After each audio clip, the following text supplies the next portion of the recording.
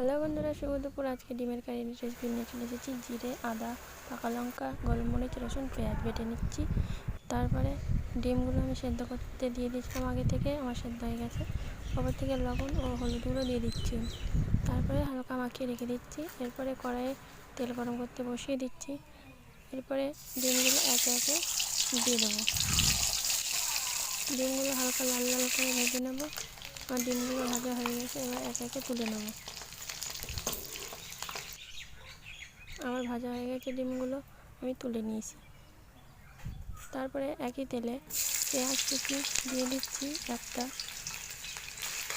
এবার হালকা নাড়িয়ে ওপর থেকে ফোড়নে জিরে দিয়ে দিচ্ছি। আবারও কিছুক্ষণ নাড়িয়ে নেব। তারপরে লবণ, হলুদ গুঁড়ো, স্বাদ অনুযায়ী চিনি দিয়ে নেড়ে মশলাটা দিয়ে দিচ্ছি আগে থেকে বেটে রাখা। এবার কষিয়ে নেব। আমার তেল ছেড়ে দিয়েছে মশলা থেকে। এবার জল দিয়ে দিচ্ছি ঝোলের জন্য। ঝোলটা ফুটে উঠেছে, এবার আগে থেকে ভেজে রাখা ডিমগুলো দিয়ে দেবো। আপনাদের ডিমের কারি রেসিপিটি যদি ভালো লাগে কমেন্টে জানাবেন। এবার ওপর থেকে গরম মশলাগুলো দিয়ে দিচ্ছি। আমার ডিমের কারি রেডি। ধন্যবাদ।